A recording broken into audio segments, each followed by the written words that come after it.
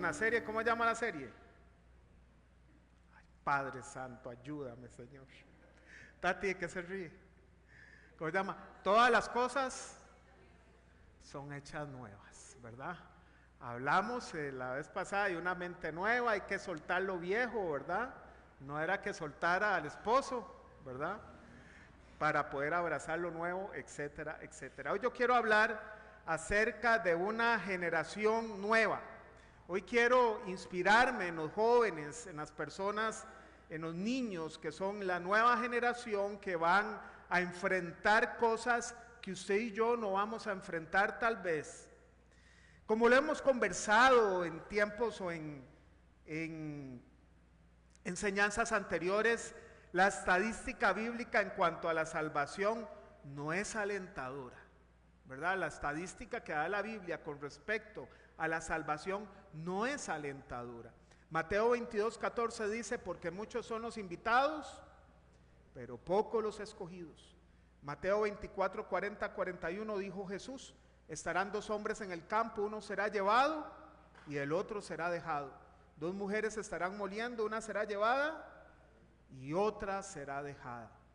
Juan 3:19, el Señor dijo, esta es la causa de la condenación, que la luz vino al mundo, pero la humanidad prefirió la oscuridad a la luz porque sus obras eran malas. Y además algunos antecedentes de la antigüedad, Génesis 18:32, cuando Lot, su sobrino, con su familia estaban en Sodoma y Gomorra y era tanto el pecado que había en esas ciudades que Dios la iba a fulminar, se iba a destruir. Entonces Abraham intercede sabiendo que su sobrino vive ahí. Entonces empezó diciendo, Señor, si hubiesen 50 justos, ¿tú lo destruirías? Y el Señor le contestó, por amor a esos 50 no. Y lo fue bajando porque no había ni siquiera 50.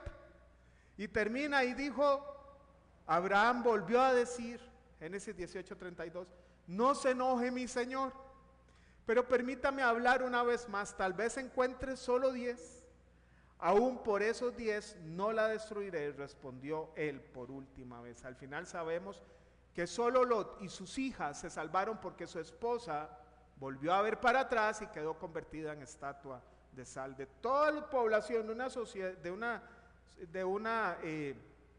un lugar, de dos ciudades, solo parte de los miembros de una familia fueron salvos. Y en 2 de Pedro 2:5, en tiempos de Noé, dijo el apóstol Pedro, tampoco perdonó al mundo antiguo cuando mandó un diluvio sobre los impíos, aunque protegió ¿cuántos? A 8 personas. O sea, de toda la población de la humanidad, solo 8 se salvaron.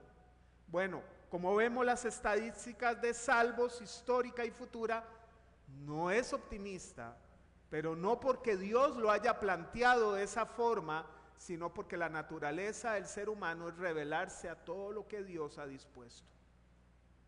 Y se revelará en el futuro también ante su Creador.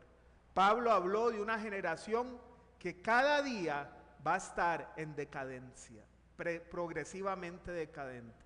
Romanos 1:32 dice, saben bien que según el justo decreto de Dios, quienes practican tales cosas merecen la muerte, hablando del pecado. Sin embargo, no siguen practicándolas, sino que incluso aprueban a quienes las practican. Hoy lo vemos.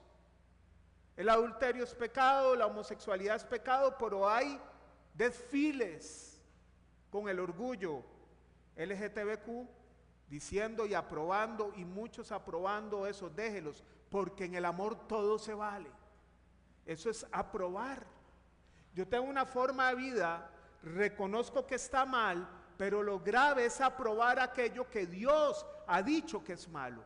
Y cuando un creyente aprueba como algo que Dios dijo que es pecado, como algo correcto, eso se llama apostasía, que eso va a pasar en los últimos tiempos. Cuando se pare alguien en un púlpito y diga, usted puede dejar a su esposa e irse con otro y nada pasa, eso es apostasía, como pasó en una iglesia en Miami. Pero no todo está perdido, porque en medio de una generación decadente, Dios está preparando una generación de creyentes como nunca la ha habido y la habrá. Esa es la esperanza. jóvenes, nuestros hijos, jóvenes creyentes, que va a ser una generación que brillará con más fuerza, porque entre más densas sean las tinieblas, más visible va a ser su luz. Esa es la esperanza. Vea a su hijo, vea a sus nietos. Y esta es la generación fuerte que brillará como ninguna generación en el pasado lo va a hacer. Y esto es esperanzador y alentador, porque las últimas generaciones de creyentes tendrán una fe y un carácter como ninguna otra la ha tenido. El futuro de la humanidad no es bueno, pero el de los creyentes es maravilloso. Una de las principales posturas apologéticas se centra en que Jesús es el único Mesías y el Salvador del mundo, no solo porque murió y resucitó, sino porque su paso en la tierra está tan documentado, tan probado, que los científicos dividen las eras entre antes de Cristo y después de Cristo. ¿Por qué? Porque la ciencia reconoce que Jesús existió. No se dice antes de Mahoma y después de Mahoma, no se dice antes de Buda y después de Buda, porque su palabra dice que el nombre de Jesús, toda lengua confesará que Jesucristo es el Señor de los cielos, de la tierra y debajo de la tierra. Eso se cumplió. Sino también porque muchos de los discípulos a través de la historia dieron su vida por Cristo. Muchos a través de la historia hasta hoy dieron su vida, y nadie estaría dispuesto a morir por una fe muerta. El mundo está siendo testigo del empiezo de la generación más oscura, pero también de la generación creyente más valiente, luminosa y perseverante que verá la humanidad. Y hoy deseo compartir con usted 4 principios o señales de esta generación de oro, de nuestros niños y jóvenes que sin miedo van a levantar la bandera de Cristo, conscientes que tienen un inmenso galardón en los cielos. Hay un texto que lo traía un libro que me estoy leyendo del doctor James Dobson.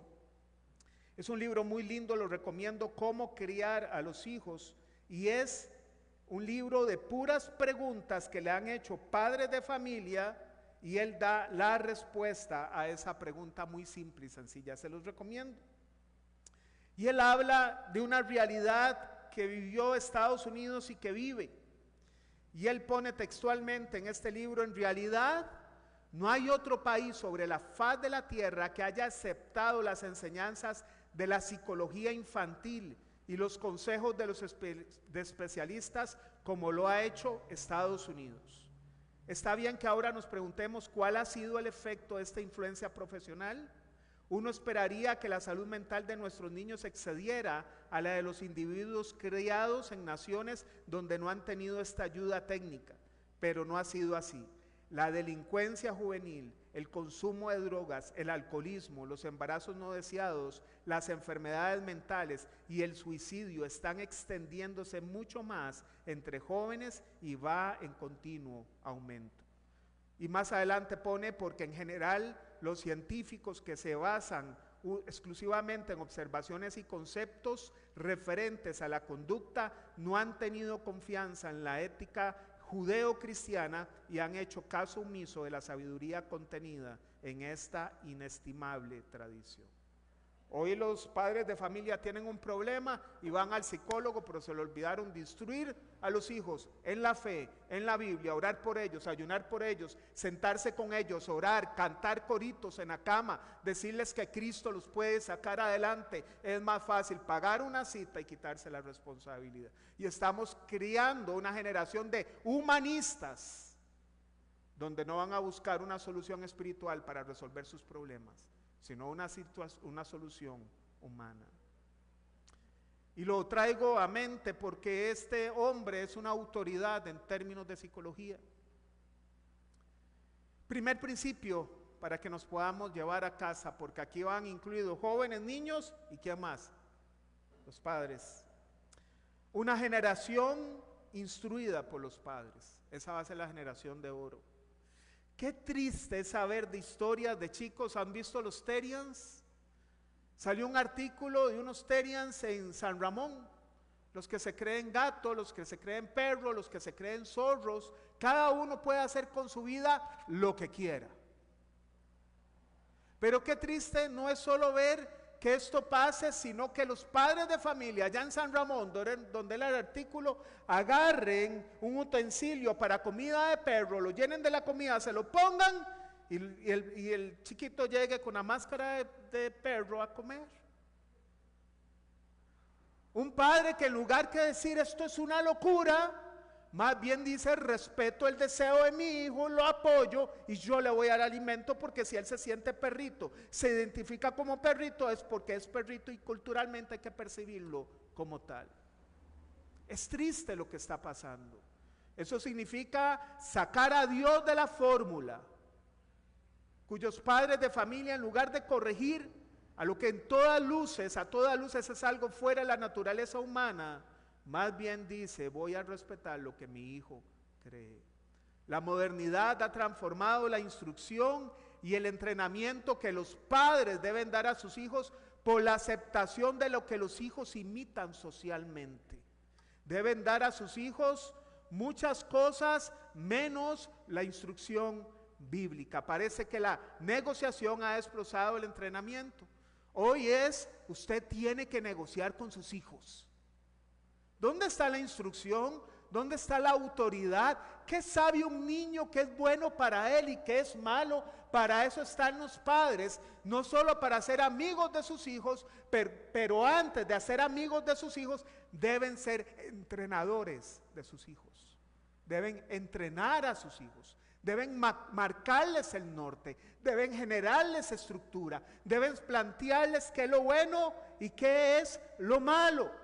Porque la modernidad está transformando todo eso. Hay países donde un adolescente dice, me percibo mujer siendo hombre, y basta que el adolescente diga que quiera ser operado para que lo operen el seguro social de ese país. Eso está pasando, aunque no tenga consentimiento de sus padres.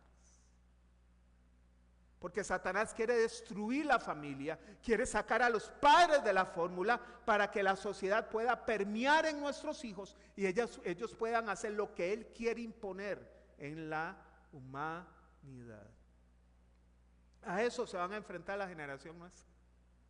Parece que la negociación ha desplazado el entrenamiento y el libertinaje de la instrucción, y el amor, padres, no solo abraza, también entrena, corrige y disciplina, porque en ello hay protección a los hijos. ¿Por qué instruimos? ¿Por qué entrenamos? ¿Por qué corregimos? Porque amamos a los hijos, porque eso es protección para ellos. La autoridad amorosa y conjunta de los padres es imprescindible en la concepción de una nueva generación que ame a Dios con todas sus fuerzas.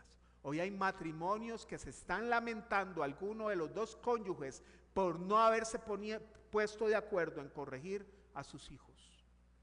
Siempre habrá uno más alcahueta, casi siempre los hombres somos más alcahueta. ¿Cómo que amén? ¿Cómo que amén? ¿Verdad? Casi siempre. Llega a poner autoridad la mamá y llega el hijo y le dice, bueno, mi amor, vamos a hablar con su mamá a ver cómo evadimos eso que le dijo. ¿Verdad? Es el padre bueno, el policía malo. No hay que ponerse de acuerdo, porque después cuando lleguen a ser adolescentes y adultos se está lamentando aquel que no apoyó la autoridad. Hoy quiero compartirles el ejemplo de Jesús. Jesús es Dios hecho hombre. Él era Dios y vino a la tierra y se hizo hombre por amor. Pero Él vino a cumplir todo lo que un ser humano debe cumplir. Por eso Él llevó una vida sin pecado. Pero revisemos a los padres de Jesús, a María y a José. Sus padres cumplían fielmente con lo instruido en aquel momento por Dios. Ambos padres cumplieron con su hijo Jesús lo que tenían que cumplir. Lucas 2, 21 al 24, cuando se cumplieron los 8 días y fueron a circuncidarlo, como en aquel momento era la ley y tenían que obedecerlo, lo llamaron Jesús, nombre que el ángel le había puesto antes de que fuera concebido. Asimismo, cuando se cumplió el tiempo en que, según la ley de Moisés, ellos debían purificarse, José y María llevaron al niño a Jerusalén para presentarlo al Señor. Así cumplieron con lo que en la ley del Señor estaba escrito: Todo varón primogénito sea consagrado al Señor. También ofrecieron un sacrificio conforme a lo que la ley del Señor dice, un par de tórtolas o 2 pichones de paloma. ¿Qué hizo María? Siguieron todo el orden para meter a Jesús en la fe judía. Usted no trae a sus hijos a la iglesia cuando son pequeños, después difícilmente los va a poder traer. ¿Cuándo es que se instruye? Dice Proverbios, instruye al niño en su camino desde pequeño, desde niño, y cuando fuese viejo no se apartará de él. Yo le decía a usted que yo le escondía la faja a mi mamá, porque en la iglesia que yo iba pequeño, una iglesia bautista, había que ir muy formalito, ¿verdad? Las faldas por dentro, que se iba así era pecado. La faja, entonces yo la escondía. Y yo decía, mami, no encuentro la faja. Mi mamá encontraba la faja y hacía algo más que ponérmela.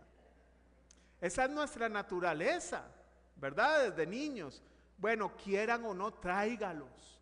Tráigalos, aunque le desinflen los cachetes. Tráigalos mientras estén bajo su autoridad. Usted manda. Tráiganlos, porque hoy vamos a negociar. Si no quiere el chiquito venir, no venga. Y después nos estamos lamentando. Hay que traerlos. Dice la Biblia, fuérzalos a entrar. Usemos todo. Cuando ya crezcan y sean adultos tomarán sus decisiones, pero mientras estén bajo nuestra protección, mientras estén dependiendo económicamente de nosotros, ¿qué vamos a hacer? Vas a ir a la iglesia. ¿Qué hacía María y José? Llevaron a Jesús a cumplir con todos los ritos judíos que se demandaban en aquel momento. La responsabilidad de los padres en la vida espiritual de Jesús era evidente. Lucas 2:39, 40, después de haber cumplido en todo lo que exigía la ley del Señor, José y María regresaron a Galilea, a su propio pueblo de Nazaret, y el niño crecía y se fortalecía y se llenaba de sabiduría, y la gracia de Dios lo acompañaba. ¿Usted quiere ver hijos exitosos? Instrúyalos en el camino. Ustedes quieren hijos que se hagan profesionales, hijos que no se desvíen, hijos que Dios los guarde en todas las áreas de la vida, instrúyalos en el camino. Todo lo demás vendrá por añadidura. Pero Jesús no se quedó niño pequeñito, Jesús creció. De la juventud de Jesús no se habla mucho en la Biblia, pero sí es su edad de 12 años aproximadamente. Resulta que en aquel momento, una vez al año, los judíos tenían que cumplir, al menos ir a alguna de las fiestas anuales obligatorias, de las 3 obligatorias que tenían: la Pascua, el Pentecostés o la fiesta de los tabernáculos. Al menos una vez al año tenían que ir. La más concurrida era la fiesta de la Pascua, aquella que conmemoraba la liberación del pueblo de Israel de Egipto. Y cada vez en la Pascua la familia tenía que sacrificar un animal para que el pecado fuera expiado de su familia. Entonces imagínense que Jesús y María vivían en Galilea y los sacrificios solo se hacían en el templo de Jerusalén. Tenían que recorrer aproximadamente 100 kilómetros a pata de la casa de Jesús para ir al templo de Jerusalén. Entonces toda la población del norte de Galilea iban en caravanas, los niños, las mujeres, los hombres iban atrás para cuidar toda la caravana e iban caminando. 3 días ahí, caminando hasta llegar a celebrar la Pascua. Igual de aquí, ¿verdad? Que nos queda cerca a veces la iglesia y decimos, uy, no voy a ir porque hoy está haciendo mucho calor. No voy a ir porque hoy está haciendo mucho frío. Bueno, esa gente se daba una troleada de 100 kilómetros para ir. Pero a la vuelta se les perdió Jesús. 3 días estuvo perdido. ¿Qué se hizo Jesús? Si vieron en la caravana, seguro María confiada porque iba adelante, seguro está con el tata atrás, seguro el tata confiado, como los hombres iban atrás de la caravana, seguro está con la mamá adelante. Y al final vieron que no estaba y se devolvieron. Ya me imagino yo ahí José con los dientes bien apretados. Espere que vea a Jesús. O no sé María, ¿verdad? este huila que se me escapó. Bueno, Jesús se quedó en el templo, escuchando y enseñando él con 12 años. Y mientras le dice, ¿dónde estaban? Lucas 2:49 al 52, él respondió, ¿por qué me buscaban? ¿No sabían que tengo que estar ocupados en los asuntos de mi Padre? Ya Jesús está revelando quién es él con 12 años y quién es su Padre. No se está refiriendo a José, sino a su Padre celestial. Pero ellos no entendieron lo que decía. Así que Jesús bajó con sus padres a Nazaret y vivió sujeto a ellos. Y su madre conservaba todas estas cosas en el corazón, y Jesús siguió creciendo en sabiduría y estatura, y cada vez más gozaba del favor de Dios y de la gente. Si bien es cierto que muchos creyentes tuvieron un encuentro personal con Cristo, a pesar que nunca sus padres se interesaron por Dios, es fundamental que los padres creyentes no desmayen en su deseo de instruir a sus hijos en los caminos del Señor, porque esa semilla, a pesar de la indiferencia que puedan llegar a tener, no los deja ni pecar tranquilos. Créame eso. Y tarde que temprano va a germinar esa semilla de pequeños que recibieron. Siempre. Jesús se hizo cargo de su vida espiritual a los 12 años.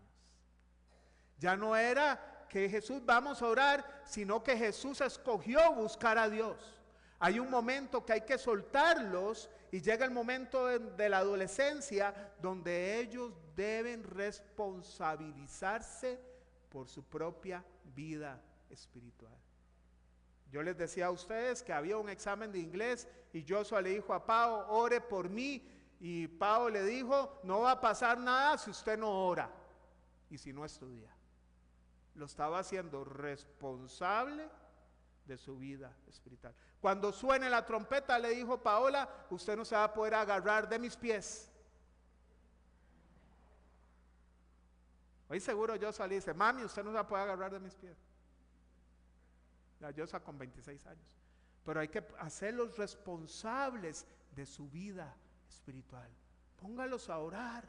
Póngalos a orar por los alimentos. Póngalos a orar antes de hacer un examen. Póngalos a orar antes de comer. Póngalos a orar antes de dormir. Que sea algo habitual en ellos. Amén. Timoteo es el personaje con el cual quiero centrarme hoy el resto de la enseñanza. Un joven que se convertiría en uno de los hijos espirituales, si no el hijo espiritual más cercano del apóstol Pablo y uno de sus colaboradores más fieles. Timoteo no fue obra de la casualidad, fue el resultado de una herencia que recibió. Así como lastimosamente hay herencias desastrosas como el alcoholismo, la inmoralidad y hasta la deuda, hay herencias que marcan las nuevas generaciones para que brillen cada día más. Primera Timoteo 1, 3 al 7. Vamos a ver qué le escribe Pablo a Timoteo. Las cartas a Timoteo son cartas que a mí me llegan en el alma, porque la primera carta a Timoteo, Pablo está siendo liberado de su primera prisión en Roma y le escribe una carta a Timoteo. Timoteo, a pesar de su juventud, quedó a cargo de la iglesia de Éfeso como pastor y era joven. Y la segunda carta a Timoteo me destroza el alma porque la escribe Pablo, se la escribe desde la cárcel. Fue la última carta que escribió y él le pone en esa carta, estoy próximo a ser sacrificado. He peleado la buena batalla. Y días después Pablo fue decapitado, fue la sentencia de muerte, fue su última carta. Y le puso un legado de lo que quería que Timoteo siguiera. Primera de Timoteo 1, 3, 7, Pablo le escribe, al recordarte de día y de noche en mis oraciones, siempre doy gracias a Dios, a quien sirvo con una conciencia limpia como lo hicieron mis antepasados. Y al acordarme de tus lágrimas, anhelo verte para llenarme de alegría. Traigo a la memoria tu fe sincera, la cual animó primero a tu abuela Loida y a tu madre Eunice, y ahora te anima a ti. De eso estoy convencido. Por eso te recomiendo que avives la llama del don de Dios que recibiste cuando te impuse las manos.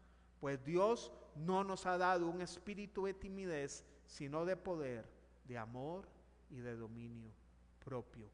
Pablo está soltando a Timoteo y le enfoca en su responsabilidad espiritual, ya que tuvo un legado, una instrucción de su abuela, de su mamá y de él mismo. Ya él había recibido las herramientas y ahora, Timoteo, te toca servir a Dios y hacerte responsable de tu propia espiritualidad. Ya recibiste el modelaje humano, ya tienes lo más importante, el Espíritu Santo. Ahora es tu responsabilidad avivar el fuego del don de Dios que hay en ti. ¿Qué es eso? Le dice, aviva el fuego, no le dice, yo voy a orar para que se avive. No, usted es responsable que se avive. ¿Cómo se aviva? Orando, leyendo la Biblia, adorando a Dios, teniendo comunión con Dios. Así se aviva. Eso te toca a ti, no a mí. Eres responsable de tu vida espiritual. Recuerde que Pablo le escribe una carta, pero no está físicamente con él, pero confía en que Timoteo está cumpliendo la tarea. Vea, cuando usted instruye a un niño y lo invitan a una fiesta en el colegio, usted no está preocupado de qué va a pasar, porque cuando él va a clases usted no va con él. Cuando él va a estar jalando en algunas circunstancias, usted no va a estar con él. Cuando vaya al cole, usted no va a estar con él en el aula. Él ya recibió las instrucciones, la instrucción para tomar buenas decisiones. Usted lo invitan a una fiesta, usted le dice vaya, y usted sabe que no va a cruzar líneas porque usted le dio instrucción. No vive en temor, pero la madre y el padre que, ay sí, pero 10 minutos y paso por usted. ¿Por qué viven seguro? Porque algo sabe que faltó. Pero si usted instruyó a sus hijos desde pequeños y saben qué es lo bueno y qué es lo malo, que vayan. Suélteles un poquito el mecate, porque usted no los puede meter en una burbuja. Ellos tienen que hacerse responsables de su vida espiritual. Un hombre y una mujer que fueron instruidos en la fe difícilmente se tuercen, y si lo hacen viven un gran peso, porque en medio de aparentar que pueden hacer lo que quieren, por dentro saben que están mal, y el Espíritu trabaja con ellos, les inquieta, les redarguye, les provoca tristeza por su condición. Hay una semilla que quiere germinar, que quiere brotar sus tallos y sus hojas, y tarde que temprano lo hará. Posiblemente ustedes tengan familiares que fueron criados desde pequeños y hoy están en el mundo, pero tranquilos, no están disfrutando el pecado. No están disfrutando el pecado, porque saben que hay una instrucción que llegó primero que ellos. Entonces, los padres a instruir, los padres a orar, los padres a acompañarlos hasta que ellos sean capaces de asumir su responsabilidad espiritual. Amén. Entonces hay tarea. Segundo principio, una generación nueva es una generación que sabe qué consumir. Un día le oí a alguien y dio un ejemplo muy bonito. Hay unos basureritos muy bonitos que parecen maceta, y a veces los usan de maceta y los riegan y les ponen a tierra abonada y les ponen las florcitas y crece una florcita hermosa. Pero a veces las usan de basurero y les echan basura. ¿Qué es usted, maceta o basurero? Bueno, no son pocas las situaciones en que creemos que nuestras generaciones fueron mejores que generaciones que las de hoy. ¿Quién ha dicho eso? No, hombres, antes, los tiempos de antes eran mejores que los de ahora. Mi generación era mejor que las de ahora. ¿Verdad? ¿Quién ha dicho eso? ¿Verdad? Antes nos criaban mejor que ahora. Bueno, déjeme decirle algo, que cuando hablamos de las nuevas generaciones de creyentes, ellos tienen que lidiar con influencias cada vez más presentes e invasivas.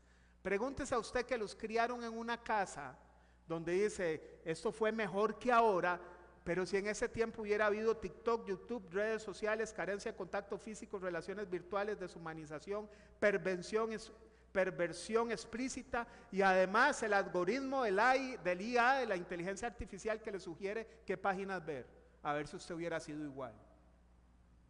Porque es muy fácil juzgar, pero hoy tienen a un clic o a un dedo un mundo de posibilidades que usted y yo no teníamos. Alguien dijo, hay cristianos que no han caído, no porque sean fuertes, sino porque no se les ha presentado oportunidad. Pero llega una muchacha y les dice, uy, qué guapo que está usted, porque así es el diablo mentiroso, ¿verdad? Y apenas pasa, caen. No eran fuertes espiritualmente. Hoy nuestras generaciones están siendo bombardeados por todo lado. Ahora tener acceso a todo eso es muy fácil. Por eso es necesario que nuestros niños y jóvenes sean más vigorosos y fuertes espiritualmente que usted y que yo. Nuestras acciones están ligadas con lo que dejamos entrar a nuestra mente. Un pecado no surge de la noche a la mañana, es lo que yo he dejado entrar a mi mente, lo que consumo, lo que ven mis ojos. Estaba yo dando un discipulado hace muchos años y siempre daba el ejemplo, y yo, los hombres cuando estén manejando y ven el retrovisor una muchacha muy bonita, ya la vio una vez, no la vuelva a ver. La primera vez no es pecado, la segunda sí. Les decía yo, imagínense que usted se encuentre una mujer con un vestido ahí medio transparente, bien tallado. Su naturaleza humana es ver, de cualquier hombre de aquí, pero Dios nos da la fuerza de poder reprimir eso. Imagínese usted, y todavía dije yo, Paola está ahí, había un muchacho y le dije, imagínese usted, digamos que es Byron, es un ejemplo, que Byron está ahí, ve 2 veces, y fue impresionante porque al final los llevamos a comer, salimos, y me dicen, es que yo quiero decirle que el ejemplo que usted dio así pasó, y casi nos divorciamos. Ya no vuelvo a dar ejemplos. Pero esa es la mente humana. ¿Qué pasa si lo vemos una y otra vez? Va secuestrando nuestros pensamientos y eso va a dar a luz un pecado. ¿De dónde surgen las infidelidades? De un simple mensaje de WhatsApp. Qué rico hueles hoy. Parece inocente, ¿verdad? Uy, qué buena camisa. Usted es casado, uy, qué desperdicio, Mike. Y empiezan a responder en esos mensajes. Y empiezan a responder, y empiezan a responder, y empiezan a responder. Pero ¿qué pasa si Michael hubiera dicho, sí, soy casado y me casaría con la misma mujer 1 y 1000 veces, tome? Se vacunó, espanta al maligno, ¿verdad? Pero ¿qué es lo que pasa hoy? Hoy vieras cómo hay sexo virtual. Vieras cómo existe infidelidad virtual. Hemos atendido casos que llega con evidencia porque se les olvidó el teléfono. Cuando usted ve que el cónyuge recibe un mensaje y se encierra en el baño, pilas, como dicen los colombianos. Cuando recibe una llamada y se va al cuarto o se va al carro, pilas. Algo está pasando ahí. Muchos de ustedes han recibido un mensaje mío de WhatsApp y yo no lo contesté, fue Paola. Porque me dice, usted todo lo posterga y tiene como 10,000 y empieza a contestar. Qué lindo es dormir tranquilo de que usted no tiene que estar codificando o que mi esposa tiene el código de mi celular, aunque yo no sé el de ella. Y usted vive tranquilo, ¿verdad? No hay nada que ocultar. Si usted ve un cónyuge que está ocultando algo, que está revisando en mi celular, son una sola carne que hay que esconder. No hay nada que esconder. Pero no sea controladora, mujer. Nuestras acciones están ligadas con lo que dejamos entrar. Si usted le pregunta a un participante de una secta si su credo es correcto, posiblemente la defenderá capa y espada porque es lo único que ha dejado entrar en su mente. Los pecados de cualquier tipo surgen por los pensamientos que permitimos ingresar y permanecer. Debemos revisar las fuentes de nuestra información. ¿Qué es lo que estamos viendo? ¿Qué alimenta a nuestros jóvenes? ¿Qué sitios acceden? Si usted llena un recipiente del bien, ya no habrá espacio para el mal. Pero si el mal va entrando, ya no va a haber espacio para el bien. Así que debemos de vigilar. No les dé un celular y que se encierren en el cuarto. Póngales un filtro en la casa. Que no lleguen a marcar y usted se va a ir de la casa porque van a marcar. Esté ahí como un policía. Al enemigo hay que tenerlo de cerca. Decía Sixto Porras. Yo iba a marcar donde Paola y tenía unas ganas de apretármela. Y la suegra en medio de nosotros. Y eras que obstinado, tampoco así. ¿Verdad? ¿Se acuerda, Pao? Y cuando la señora subía, era, Paola, ya es tarde. Y yo por dentro, qué doña esa, por Dios. Y se lo he dicho, ya casado. Qué señora más metida. Íbamos a ver una película o salíamos y nos clavaba al hermanito menor, al Gerson. ¿Se acuerda, Pao? Qué pereza, ¿verdad? Bueno, de algo nos guardó el Señor. Así que debemos revisar las fuentes de información. Lo primero que nosotros y nuestros jóvenes debemos tener claro es que todos somos capaces de hacer cualquier cosa. Usted ve ahí a Sebas, muy santo, pero Sebas es capaz de una infidelidad si se descuida. Todos somos capaces de hacer cualquier cosa. Yo no creo en el pastor que se sube a un púlpito y se siente un inmaculado que nunca ha caído. Es un mentiroso. Todos pecamos y si nos descuidamos podemos caer. Todos nos tenemos que cuidar. Entonces, Pablo le deja claro a Timoteo que las tentaciones no se enfrentan. De la tentación se sale corriendo. Nadie dice, a ver, venga muchacha, venga, va a ver cómo aguanto. Véngase. Va a ver que yo no me la aprieto, venga. Se sale corriendo. Dice 2 de Timoteo 2, 22, 26, huye de las malas pasiones. ¿Qué dice? Enfréntalas o que huya. Huye de las malas pasiones. Más si usted sintió maripositas, jale, corra. Es lo que le dice Pablo. Huye de las malas pasiones de la juventud y esmérate en seguir la justicia, o sea, lo correcto, la fe, el amor y la paz, junto con los que invocan al Señor con un corazón limpio. No tengas nada que ver con discusiones necias, es desmarcarse y sin sentido, pues ya sabe que terminan en pleitos. Y un siervo del Señor no debe andar peleando, más bien debe ser amable con todos, capaz de enseñar y no propenso a irritarse. Así, humildemente deben corregir a los adversarios con la esperanza de que Dios les conceda el arrepentimiento para conocer la verdad, de modo que se despierten y escapen de la trampa en que el diablo los tiene cautivos, sumisos a su voluntad. De las pasiones suyas, y no se meta en pleitos ajenos. Y si alguien quiere pelear, usted márquese esa pelea. Se necesitan dos para pelear. Deja a la persona hablando solo o sola. Qué fácil se oye, qué difícil es, ¿verdad? Qué difícil es. Cuando usted escucha algo que lo punza y quedarse callado, qué difícil es. Pero por eso le dijo antes, usted ha recibido espíritu de poder, amor y dominio propio. Y si está fallando ese dominio propio, falta comunión con Dios. Pablo le aconseja a Timoteo que huya de las pasiones, no que las enfrente, y además que se desmarque de los pleitos. ¿Por qué? Porque Pablo le dice la identidad a Timoteo, 2 de Timoteo 2:21, si alguien se mantiene limpio, llegará a ser un vaso noble, santificado, útil para el Señor y preparado para toda buena obra.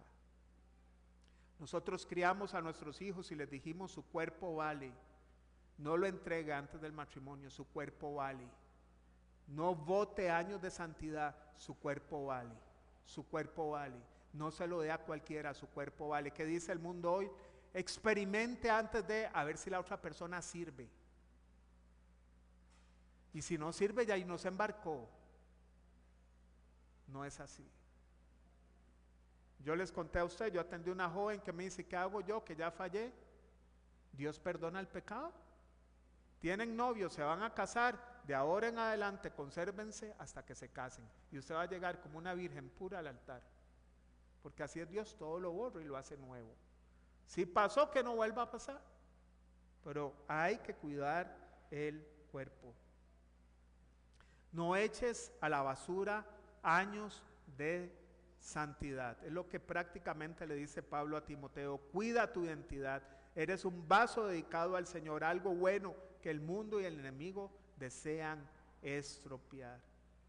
Y por último, yo quiero hacer un llamado en este punto a tener hijos. No que se llene de hijos, porque la situación está dura. Pero le digo a las nuevas generaciones, tenga hijos.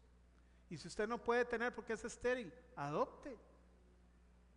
Hay muchas formas. Porque el mundo está luchando para que la tasa de natalidad sea nula. Ideología de género, el yoísmo, el aborto, los placeres que los matrimonios jóvenes tienen para disfrutar, pero que el tener hijos sería un estorbo. Hoy los matrimonios jóvenes quieren viajar, quieren cambiar el carro, ahora que es la expo van a ir a cambiar. No importa que estén sobreendeudados, pero van a seguir en ese ciclo, ir a viajar, no tener casa y no tener hijos para que no les estropee sus planes.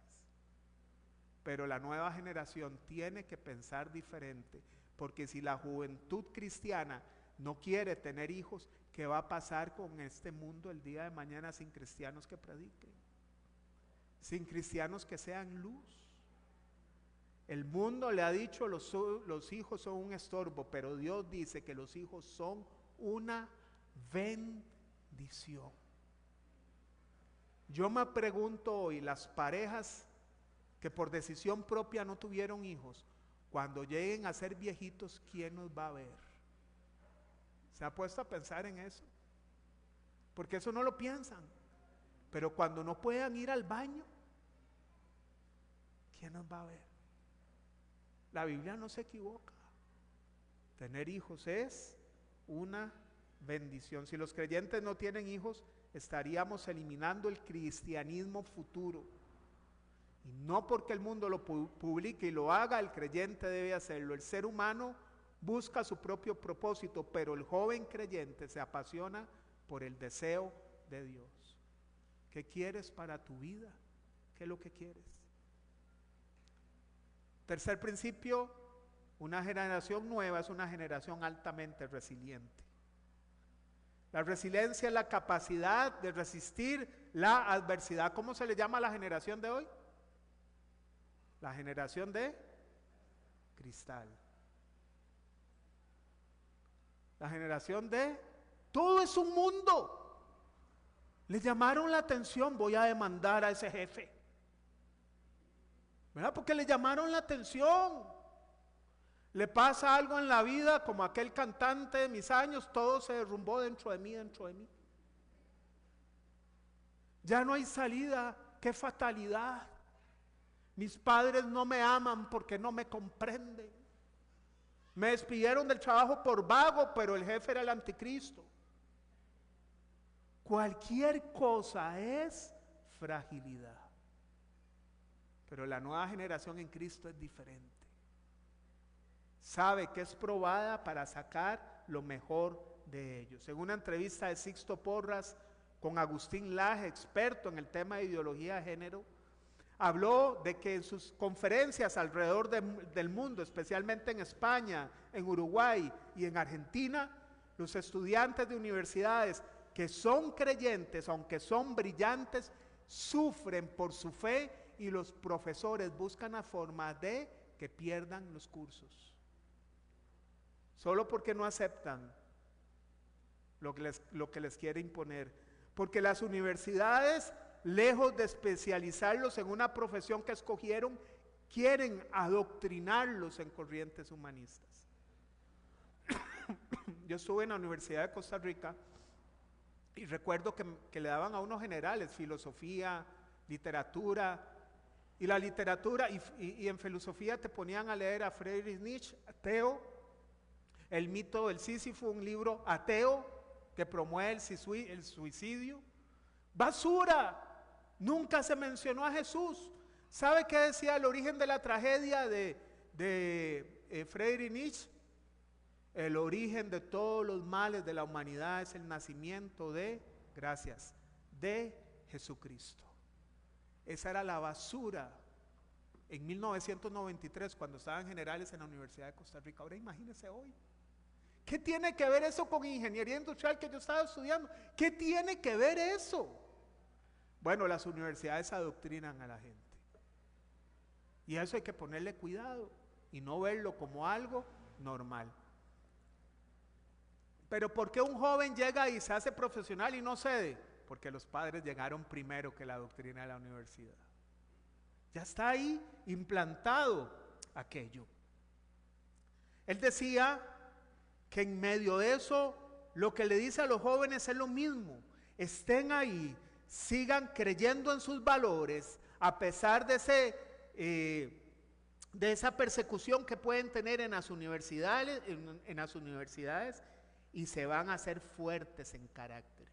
Es como los salmones que nadan contra corriente para que sus generaciones sean perpetuas. Va el salmón, sube cuesta arriba, la corriente en los ríos, del mar va a los ríos, llega, se aparean y mueren. Pero los huevillos dan perpetuidad a las generaciones de salmones. Tienen que echar músculo, tienen que tener carácter, van a ser diferentes. La nueva generación de creyentes no es generación de cristal, es totalmente lo contrario. Van a ser más fuertes que nosotros. Pablo le escribe nuevamente a Timoteo, 2 de Timoteo 1, 8 al 10.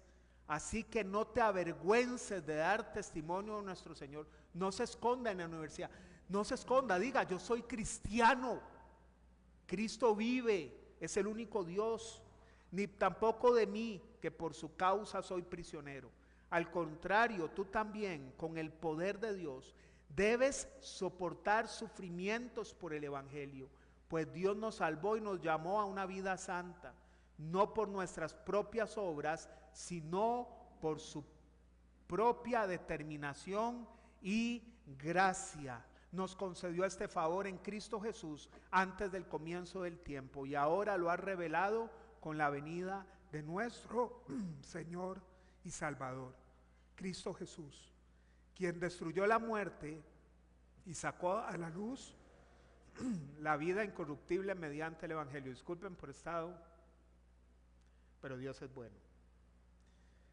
La resiliencia debe acompañarse de fe y de estudio.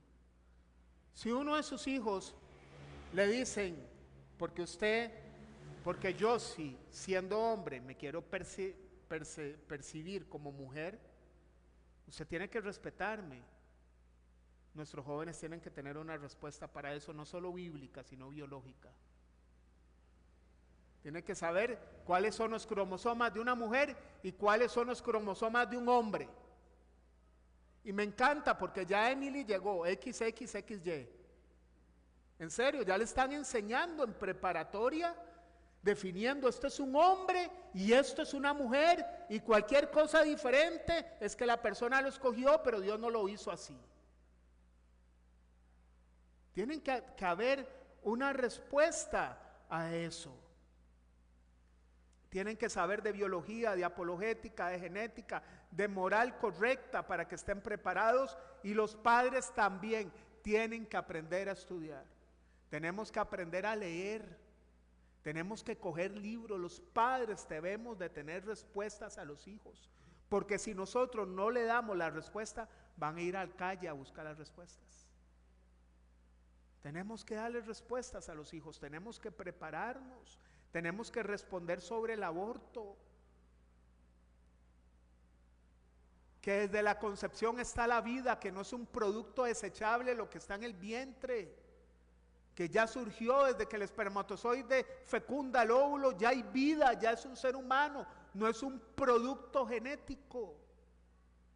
Tenemos que enseñarles. Hay que esforzarse. Pablo le escribe a Timoteo en 2 de Timoteo 15:17, esfuérzate por presentarte a Dios aprobado, como obrero que no tiene de qué avergonzarse y que interpreta rectamente la palabra de verdad. Evita las discusiones profanas, porque los que se dan a ellas se alejan cada vez más de la vida piadosa y sus palabras se extienden como gangrena. No pierda el tiempo con la gente que no quiere oír. Cierre la conversación, ya usted dijo la verdad, no discuta. A usted, a mí no nos toca convencer, es el Espíritu, solo nos toca hablar la verdad. Así que las cuestiones del mundo no deberían de tomar por sorpresa a nuestros hijos. Debemos llegar antes y adoctrinarlos. Si el espacio de sus corazones ya está ocupado, es más difícil que entre el adoctrinamiento incorrecto. Debemos invertir en conversaciones con ellos, debemos hablar con ellos, debemos estudiar lo que sucede en el mundo, debemos conversar y debemos instruir. ¿Y sabe cuándo sucede lo que hemos fallado muchos en nuestras casas? Empezando por comer juntos en la mesa en la casa. Las mejores conversaciones se dan en una mesa de comida. ¿Sabe qué es la Pascua? Gente reunida comiendo. ¿Sabe cuál fue la última actividad de Jesús antes de ser arrestado? Comiendo con sus discípulos. Se ha perdido eso, donde puedan ir conversaciones a la mesa. Papi, viera lo que me dijeron en la escuela, ¿qué pensás? Y aprovechar y llegar ahí. Y último principio que le dejo, una generación nueva es una generación que va a dejar un legado perpetuo. Termina Pablo y le dice a Timoteo, en 2 de Timoteo 3, 4 al 17, pero tú permanece firme en lo que has aprendido y de lo cual estás convencido, pues sabes de quiénes lo aprendiste. Desde tu niñez conoces las sagradas escrituras, que pueden darte la sabiduría necesaria para la salvación mediante la fe en Cristo Jesús. Toda la escritura es inspirada por Dios y útil para enseñar, para reprender, para corregir y para instruir en la justicia, a fin de que el siervo de Dios esté enteramente capacitado para toda buena obra. Pablo está en cadenas, está encarcelado, es su última carta, posteriormente Pablo será ejecutado y ahora a Timoteo le toca tomar la estafeta. Es momento de seguir con la misión, de perpetuar la misión, no sin antes hacerle algunas advertencias. En 2 de Timoteo 4, 1, 5 le dice Pablo, y esta es la última cita que voy a tocar hoy, y le advierte a Timoteo, el Espíritu dice claramente que en los últimos tiempos algunos abandonarán la fe para seguir a inspiraciones engañosas y doctrinas diabólicas. Tales enseñanzas provienen de embusteros hipócritas que tienen la conciencia endurecida, prohíben el matrimonio y no permiten comer ciertos alimentos que Dios ha creado para que los creyentes conocedores de la verdad los coman con acción de gracias. Porque todo lo que Dios ha creado es bueno y nada es despreciable si se recibe con acción de gracias, pues la palabra de Dios y la oración lo santifican.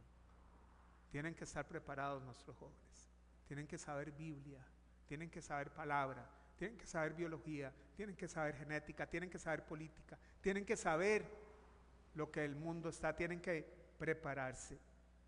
Cuando yo era chico, siempre recuerdo a mi mamá. Mi mamá llegaba antes de dormir y nos leía un proverbio y un salmo y me decía, Robert, ¿usted puede explicar qué significa el proverbio?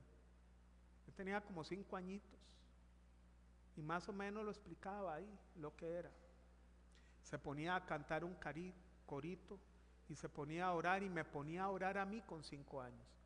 Me ponía Colonia Menem en almohada y me quedaba dormido. Y siempre me decía, siempre repetíamos, en paz me acostaré y así mismo dormiré, porque solo tú, Señor, me haces dormir confiado. Yo tengo 51 años. ¿Qué creen que pienso yo todos los días que voy a dormir? en paz me acostaré y así mismo dormiré, porque solo tú, Señor, me haces vivir confiado. Usted trae una preocupación, algo que le ronda la cabeza, y usted se acuerda de lo que su mamá le permió cuando era niño. Y me acuesto, en paz me acostaré, y así mismo dormiré, porque solo tú, Señor, me haces vivir confiado. Tenemos que construir un legado para nuestras generaciones. Pongámonos de pie. Lo he dicho como 5 veces en este estrado. Los hijos no hacen lo que usted les dice, imitan lo que ustedes. Si usted dice oremos, si usted no ora, ellos no van a orar. Si usted vaya a la iglesia, usted no va a la iglesia, ellos no van a ir, ¿verdad? Entonces tenemos que darles un legado. Yo quiero que oremos por los jóvenes de esta casa, por los niños de esta casa. Muchos jóvenes que están aquí no tuvieron el ejemplo de sus padres y aquí están y merecen todo el reconocimiento. Son valientes, son valientes. Vinieron porque el Señor los tocó. Usted les puede dejar un título profesional, qué bueno. Les puede dejar una casa de herencia, qué bueno. Pero si no tienen a Cristo, todo lo van a perder. Pero si tienen a Cristo, todo lo demás será añadido. Usted puede ser que no le haya podido dar estudio a sus hijos o no les pueda dar una casa, pero si tienen a Cristo, dice Mateo 6:33, y todas las demás cosas serán añadidas. Pero hay de aquel que no tiene a Cristo. Puede tenerlo todo y al final quedarse sin nada. Usted se pone a hacer una lista de, usted tiene hijos pequeños y dice, ¿qué me gustaría a mí como padre que fuera mi hijo? Ingeniero, doctor, médico, emprendedor. ¿Cuántos dicen pastor? Posiblemente sea la última opción de todo lo que un padre pueda pensar. Pero que sea lo que Dios quiera. Y vamos a orar y vamos a bendecir a nuestros hijos, a los jóvenes, amén. Vamos a orar por ellos y vamos a pedir que sea generación fuerte, que no se avergüence de Dios, que no esconda su cristianismo, que Dios va con ellos. Llegará el momento que va a ser una vergüenza decir que uno es cristiano. Llegará el momento que así te va a hacer sentir el mundo, pero tenemos que saber que el mundo es el que se debe avergonzar de su pecado y nosotros no, de Cristo, amén. Amén. Padres quieren tener paz, quieren envejecer con paz. Instruyan a sus muchachos para que estén tranquilos ustedes también. Si un hijo está bien, todo va a estar bien. Padre, en el nombre de Jesús, Señor, hoy ponemos ante tus pies a los jóvenes, a los niños de esta casa, Señor, y a aquellos familiares que están, nuestros que no están acá. Y rogamos, Padre, que nuestros hijos, nuestros niños puedan ser instruidos en tu palabra. Danos la capacidad, la asertividad, Padre, la empatía, las formas, las técnicas con tu espíritu para poder llegar al corazoncito de ellos.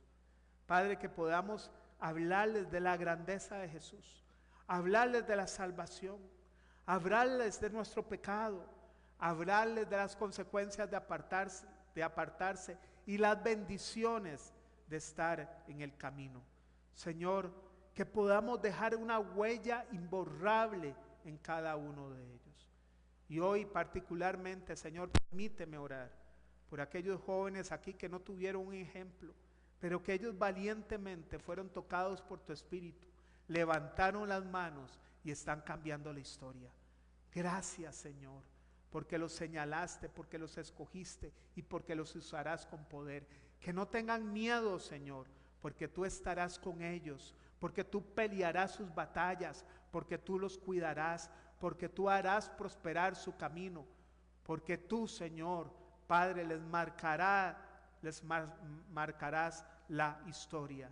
Gracias, Padre, porque el fin de ellos es bueno, Señor. Padre, nosotros bendecimos a nuestros hijos. Padre, benditos sean al acostarse, benditos sean al levantarse. Que lo que toquen sus manos prosperen, Señor, en el nombre de Cristo Jesús. Que ningún arma forjada en contra de ellos prospere, Señor. Que toda lengua que se levante en juicio en contra de ellos sea condenada, Padre, en el nombre de Cristo Jesús. Libértalos de deudas, libértalos, Padre, de tomar malas decisiones, guárdalos de todo mal, que crezcan vigorosos, fuertes, materialmente, espiritualmente, emocionalmente y físicamente.